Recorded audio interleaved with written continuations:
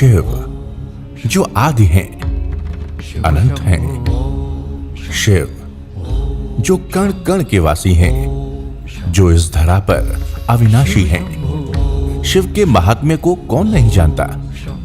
देवता हो, मानव हो या फिर दानव हो, सभी शिव का पूजन पूरी श्रद्धा से करते हैं एवं मनोवांछित फल प्राप्त करते हैं।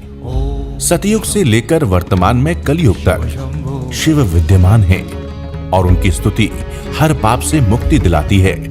आज हम आपको ले चलते हैं एक ऐसे ही प्राचीन अलौकिक शिव मंदिर में, जिसकी स्थापना द्वापर युग के महाभारत काल में ब्रह्म हत्या के कलंक से निवृत्त होने के लिए महाबली भीम ने की थी। भारतीय पुरातत्व सर्वेक्षण विभाग के अंतर्गत संरक्षित ये स्मारक श्री पृथ्वीनाथ महादेव मंदिर उत्तर प्रदेश के गोंडा जिले में शहर से करीब 33 किलोमीटर दूर खरगुपुर के निकट स्थित है। इस मंदिर में स्थापित शिवलिंग विश्व का सबसे बड़ा पौराणिक शिवलिंग माना जाता है।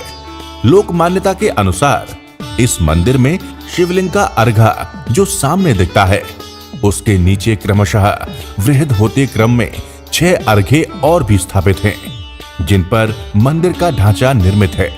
पौराणिक कथाओं के अनुसार जब माता कुंती के संग 5 पांडव जंगल में एक ब्राह्मणी के घर अज्ञातवास में थे, उसी समय वहां बकासुर नामक राक्षस था, जिसने राज्य भर में भयंकर हाहाकार मचा रखा था। वहां के राजा ने विवश होकर उससे समझौता किया कि वे उसे प्रतिदिन 1 बैलगाड़ी अनाज, 2 भैंसे तथा 1 मानव आहार के रूप में देंगे। प्रतिदिन हर घर से बारी बारी से किसी मनुष्य को जाना होता था। उस दिन जब ब्राह्मणी के बेटे की बारी आई और वो अपने पुत्र मोह में रो रो कर बेहाल हो गई, और तब माता कुंती ने उसके पुत्र की जगह भीम को जाने का आदेश दिया, और तब भीम ने राज्य की जनता को बचाने के लिए बकासुर का वध किया था। तभी इस ब्रह्म हत्या के कलंक से बचने के लिए पांडवों ने भगवान श्री कृष्ण का स्मरण किया। श्री कृष्ण ने बताया कि इस पाप से केवल भगवान शिव ही मुक्ति दिला सकते हैं, जिसके बाद भीम ने इस शिव मंदिर की स्थापना की। बताया जाता है कि भीम द्वारा स्थापित ये शिवलिंग धीरे धीरे जमीन में समा गया। कुछ समय बाद खरगुपुर के राजा मानसिंह की अनुमति से पृथ्वीनाथ सिंह नामक व्यक्ति ने भवन निर्माण के लिए यहाँ खुदाई कराई। उसी रात पृथ्वीनाथ को स्वप्न आया कि जहाँ वो खुदाई करवा रहा है, उसके नीचे 7 खंडों का एक शिवलिंग है। इसके बाद शिवलिंग को बाहर निकाला गया और उसकी विधि विधान से पूजा अर्चना प्रारंभ हुई। तभी से इस शिव मंदिर का नाम पृथ्वीनाथ महादेव मंदिर पड़ा। जन श्रुतियों के अनुसार मंदिर से पूरब की ओर 700 मीटर की दूरी पर पंचरत्न महादेव मंदिर है, जिसे वर्तमान में पचरननाथ महादेव के नाम से जाना जाता है, जिसकी स्थापना अर्जुन ने की थी। मंदिर से पश्चिम दिशा में 3 किलोमीटर पर इमरती ग्राम है। इस ग्राम में बाबा दूधनाथ महादेव एवं अमृतनाथ महादेव मंदिर स्थित है, जिसे नकुल और सहदेव ने स्थापित किया था। मंदिर से लगभग 3 किलोमीटर पर लोनावा दरगाह गांव में लोकनाथ महादेव मंदिर है, जिसे धर्मराज युधिष्ठिर ने स्थापित किया था। हमें बहुत सुखद अनुभूति होती है जब माननीय प्रधानमंत्री नरेंद्र मोदी अपनी दूरदर्शिता से भारत की प्राचीनता, यहाँ की संस्कृति, संस्कार और परंपरा का दुनिया को भान कराते नहीं थकते। साथ ही वो दुनिया भर के लोगों को भारत आकर स्वयं इसकी अनुभूति करने का निमंत्रण भी देते हैं। जो दुनिया में टूरिस्ट के रूप में भले जाते हो, क्या मैं आपसे एक चीज मांग सकता हूं?